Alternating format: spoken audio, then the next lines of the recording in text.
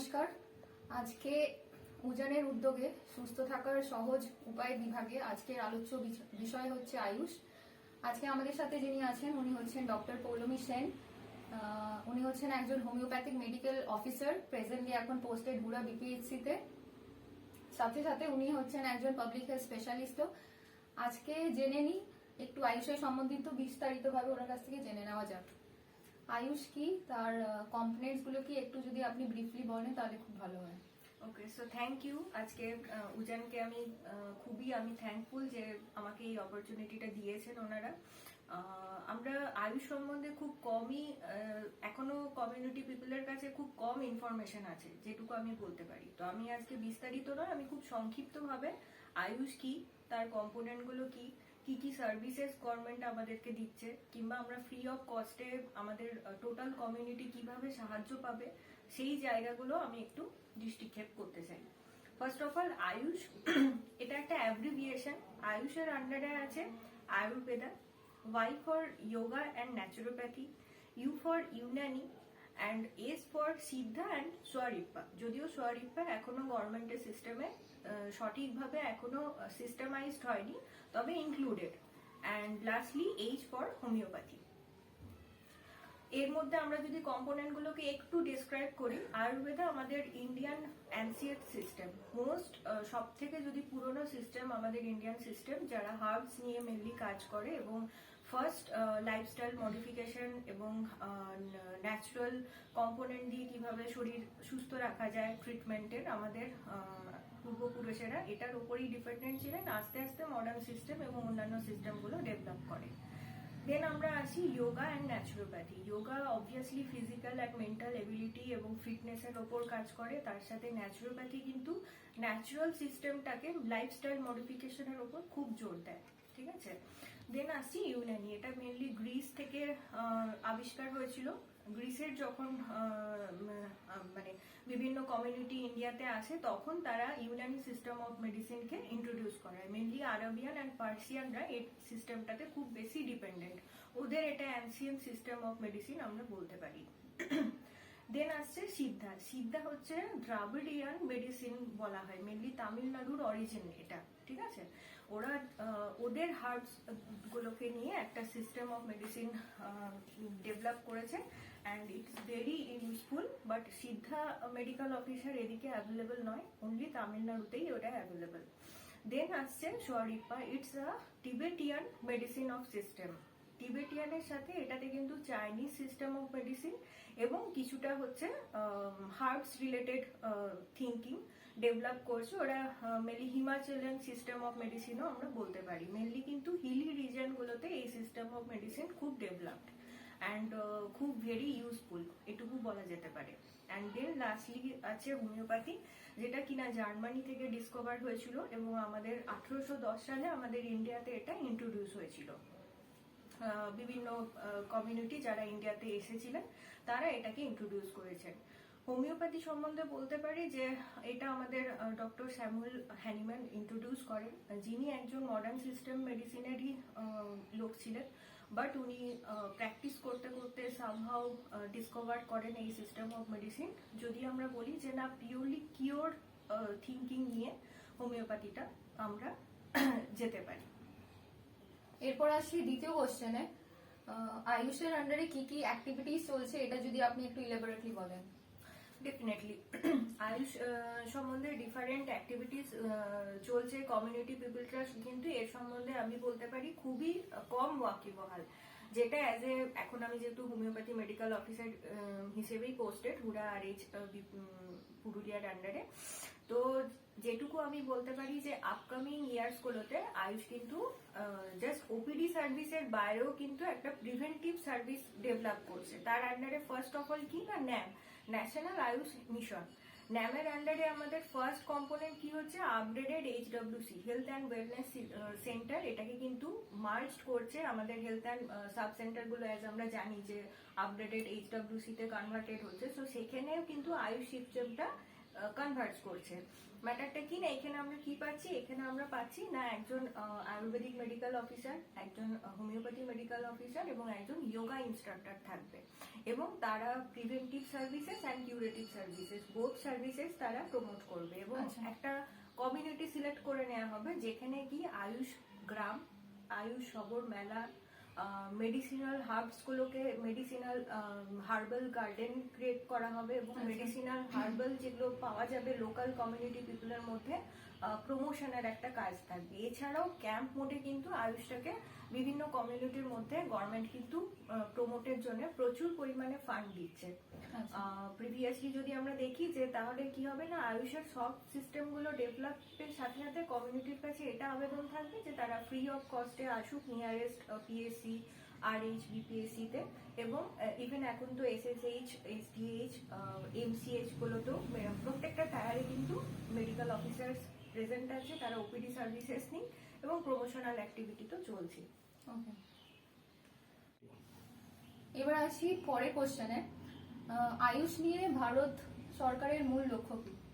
হ্যাঁ, আমাদের OPD services ছাড়াও আয়ুষ আগে যেরকম লিমিটেড ছিল যে না আমরা শুধু পেশেন্ট কেয়ার সার্ভিসেস দেবো, কিন্তু এখন এই লক্ষ্যটা থেকে কিন্তু প্রিভেন্টিভ সার্ভিসেসের ওপরেও আয়ুষ মিনিস্ট্রি অফ আয়ুষ কিন্তু এখন খুব ভালো মতন করে বাজেট দিচ্ছে। যেটা আমি বললাম আগের টপিকে যে ন্যাশনাল আয়ুষ মিশন, এটা কিন্তু এখন মেন ফোকাসের মধ্যে আসছে যে promotion, prevention from the lifestyle modification, promotion of medicinal herbs and developed community and developed our lifestyle আচ্ছা। through natural process, natural lifestyle modification. So এটাকে আমরা বলতে পারি preventive care as public health system belongs to it.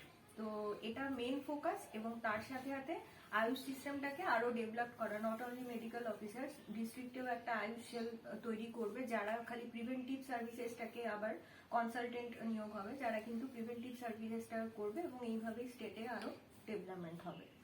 আচ্ছা। এটাই recently আপাতত focus. এবং এটা যদি আমরা প্রিভিয়াস 7 বছরের একটা স্টাডি করি তাহলে কিন্তু আমাদের আয়ুষ মিনিস্ট্রিতে বাজেট নিয়োগ করা হয়েছে প্রায় 4 গুণ বেড়ে গেছে। 2013 থেকে যদি এখনের জার্নি আমরা দেখি, এই ন্যামের ফলে আমাদের কিন্তু বাজেটটা বাড়ছে। আচ্ছা, ওকে। আসুন এবার আমরা একটু হোমিওপ্যাথি সম্বন্ধে ওনার কাছ থেকে একটু জেনে নিই। ওকে, নেক্সট আয়ুষ কম্পোনেন্টের last but the not list, আমি নিজেও একজন হোমিওপ্যাথি মেডিকেল অফিসার। তো এটুকু বলতে পারি যে হোমিওপ্যাথি সম্বন্ধে এখনকার মানুষের আইডিয়া অনেকটা চেঞ্জ হয়েছে, বাট পুরোপুরি চেঞ্জ হয়নি। যেটা আমার মেন এখানে কেমন ভাবে ট্রিটমেন্ট হয় সেটার থেকেও বেসিক আমি বলতে চাই যে অনেকেই থিঙ্ক করে, যেটা আমি ওপিডিতে বসে যেটা দেখছি, যে কোন পেশেন্টটা আসবে হোমিওপ্যাথিতে ট্রিটমেন্ট করার জন্য, সেটা কিন্তু আমাদের কমিউনিটিতে ভালো মতন জানা নেই। অনেকে জানে যে স্কিনের রোগ হয়েছে তাহলে আমি যাব, বাচ্চারা সবাই হোমিওপ্যাথিক মেডিসিন খায় কিংবা বুড়োরা খায়, কিন্তু আমরা এখনকার সিস্টেমে বলছি যে ইটস আ কমপ্লিট সিস্টেম। যে কেউ যার যা কিছু অসুবিধা হোক সে আসুক ওপিডিতে ডাক্তারবাবুর কাছে। আমি গভর্নমেন্টেরই বলবো, প্রাইভেটেও ডাক্তারবাবুরা প্র্যাকটিস করছেন, তো গভর্নমেন্ট হোক প্রাইভেট হোক কমিউনিটি পিপলের কাছে যেটা অ্যাভেলেবেল তারা আসুক এবং সব ধরনের অসুবিধা নিয়েই আসুক। ডাক্তারবাবুর কাজ পুরো কেস টেকিং করে, তার যদি লিমিটেশনের বাইরে হয় as the merit of the basis of the case, সে ঠিক ঠিক জায়গায় রেফার করে দেবে to maintaining the referral protocol. Then তার যেটা লিমিটেশনের মধ্যে থাকবে সুন্দর করে কেস টেকিং করবে, কারণ আমরা কিন্তু রোগের চিকিৎসা করি না, রুগীর চিকিৎসা করি। বিকজ তার চিপ কমপ্লেন নেওয়া হয়, pass history, present history, physical history, mental history, totality of symptoms করে আমরা কিন্তু চিকিৎসা দিই। এবং তার সাথে কি আমার একটা প্রিভেন্টিভ মোড অফ অ্যাপ্রোচ থাকবে, যেটা এখনকার আমরা বলতে পারি যে আরো মডিফিকেশন হয়েছে। প্রিভেন্টিভ অ্যাপ্রোচ কেন না, সিম্পল একটা অ্যাসিডিটির পেশেন্ট এসছে, অ্যাসিডিটি কমন কজ, ঠিক আছে, আমরা ওষুধ দিলাম, কিন্তু আমি যদি তার টোটাল ডিটেলসটা জানি, তার হয়তো লাইফস্টাইলে দেখছি কোথাও গ্যাপিং আছে মিলসের মধ্যে, তাহলে তার লাইফস্টাইল মডিফিকেশন দরকার। তার হিস্ট্রি নিয়ে দেখা গেল তার হয়তো মেন্টালি খুব সে একটা ট্রমার মধ্যে চলছে, ঠিক আছে, সো তার একটা সাইকোসোমাটিক ডিজিজের মধ্যে কিন্তু গ্রো করে যাচ্ছে, সো তার কিন্তু কাউন্সিলিংটাও লাগবে। সো প্রিভেন্টিভ অ্যাপ্রোচ, তার সাথে কিউরেটিভ হিসেবে আমি মেডিসিন দিলাম, দেন তার ইনভেস্টিগেশনের বেসিসে আমি ফলো আপ করে করে কেসটাকে ঠিক করলাম। এবং তার সাথে অ্যাজ এ ডক্টর আমি বলবো যে একটা ইকুইলিটি অফ সিস্টেমটাকে বেস করতে, মানে কি যে একজন ডক্টর সে শুধু সার্ভিসেস দেবে তা নয়, তাকে একটা রুগীকে প্রপার হেলথ এডুকেশন এটাও কিন্তু তার দেওয়ার দরকার, যে সে এর সাথে সাথে কি কি অ্যাভেল করবে এবং গভর্নমেন্টের কাছ থেকে সে ফ্রি অফ কস্টে কমিউনিটিরা কি কি উপায়ে সে মানে উপকৃত হবে। আচ্ছা, now coming to the next question, what is the viewpoint of an Ayush doctor towards society and vice versa? হ্যাঁ, যেটা আমরা প্রত্যেকেই জানি যে শুধু একজনের প্রতি রেসপন্সিবিলিটি থাকে না। সিম্পল জিনিস, জনগণেরও আয়ুষের প্রতি একটা দায়িত্ববদ্ধতা আছে এবং একজন আয়ুষ ডক্টর হিসেবেও জনগণের প্রতি কিন্তু একটা দায়িত্ববদ্ধতা আছে। ডক্টর হিসেবে দায়িত্ববদ্ধতা আমার কি না, আমি আমার সার্ভিসেসটা ডেডিকেটেডলি দেবো, কোনো বায়াস নেই সেই সার্ভিসে থাকবে না, যে আমার সার্ভিসটাই ভালো। এটা অনেক সময় আমরা কমিউনিটিতে দেখি, এই বায়াসনেসটাই কাটানোর টাইম চলে এসেছে, যে আমার সার্ভিস মোস্ট ভালো, এর থেকে এই ভালো, এই কম্পারিজনটা আমাদের আর করা যাবে না। হেলথ একটা ইউনিক সিস্টেম, ঠিক আছে? হেলথের আন্ডারে আসা থেকে যে কোনো হেলথ ওয়ার্কার, যেটা পাবলিক হেলথ, অ্যাজ আমরা প্রথমেই বলেছি যে আমি একজন পাবলিক হেলথ স্পেশালিস্টও। সো ম্যাটার কি, আমরা প্রত্যেকে কি বলি না, হেলথ সার্ভিস প্রোভাইডার। আশাও একটা কাজ করছে, আমিও একজন ডক্টর হয়ে কাজ করছি, একজন এমটি ল্যাবও কাজ করছে, ফার্মাসিস্টও কাজ করছে, নার্সিং আছে এবং আদার্স ডক্টররা আছে। সো প্রত্যেকে ইউনিক ওয়েতে তার সিস্টেমটাকে ভালো করে সার্ভ করবে, তার সিস্টেম থেকে যেটা বেনিফিটেড হবে কমিউনিটিকে নিতে হবে, এবং কমিউনিটির দায়িত্ব কি না, প্রত্যেককে ইকুয়াল রেসপেক্ট এবং ইকুয়াল চান্স দেওয়ার।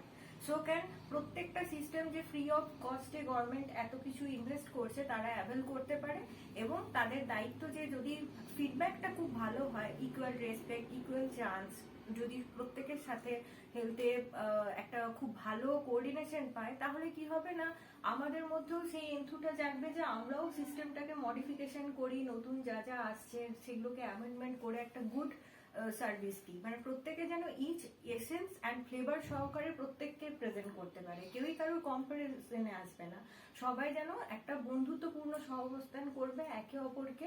আমরা প্রপার রেফারিং সিস্টেম, আমার যেমন দায়িত্ব বর্তায় যে আমি রেফার করব, অন্য সিস্টেমেরও আমার প্রতি সেই দায়িত্ব বর্তায় যে তারাও আমাকে প্রপারলি রেফার করবে, বন্ধুত্বপূর্ণ সহাবস্থান হবে, ভালোভাবে সিস্টেমটা রান হবে এবং সবাইকে আমরা কি করবো, একটা হেলদি লাইফ দিতে পারবো। তো আমার মনে হয় এটাই হওয়া উচিত। তো আমার মনে হয় যে আমরা এই ডিসকাশনটার মধ্যে দিয়ে একটা আয়ুষ সম্বন্ধে খুব শর্ট হলেও একটা বিস্তারিত মানে মেবি নলেজ দিতে পেরেছি কমিউনিটিকে, যেটার মধ্যে দিয়ে আমি এইটুকুই লাস্ট মেসেজ বলতে চাই যে live a happy, healthy and successful life towards all the community. এবং শর্টে বলতে চাই যে প্রত্যেক সিস্টেমকে খুব ভালোভাবে অ্যাকসেপ্ট করুন, প্রত্যেকটা চান্স অপরচুনিটি একদম গ্র্যাব করতে শিখুন, যান ফ্রি অফ কস্টে, গভর্নমেন্ট প্রত্যেকে এত ভালো সার্ভিসেস দিচ্ছে, সার্ভিসেস নিন, সিস্টেমের সার্ভিস নিতে কোনো অসুবিধা নেই, বিকজ আমাদের সিস্টেম কিন্তু কোনো সাইড এফেক্ট বিহীন। সো সার্ভিস নিন, এনজয় করুন, আর প্রত্যেকটা অ্যাসপেক্টে লাইক প্রফেশনাল, পার্সোনাল, সোশ্যাল, যে আমরা হেলথের ডেফিনেশন যদি দেখি, যে প্রত্যেকটা অ্যাসপেক্টকে খুব সুন্দরভাবে এনজয়ফুলি বাঁচুন এবং সুস্থ থাকুন।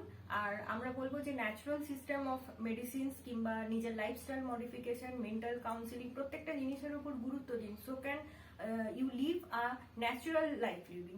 ওষুধ তো দরকার, রোগ, শরীর থাকলেই রোগ হবে, রোগের জন্য ওষুধ আছে, প্রত্যেকটা সিস্টেম অ্যাভেলেবেল। তো সুস্থ থাকুন। Thank you. উজানের পক্ষ থেকে ধন্যবাদ আপনার মূল্যবান সময় আমাদেরকে দেওয়ার জন্য। Okay, thank you very much. Thank you.